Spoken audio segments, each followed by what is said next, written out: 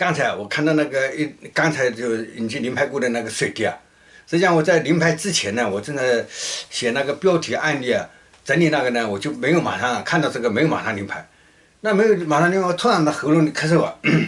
咳得很严重啊，咳得很严重啊，就是那里柱子啊，慢慢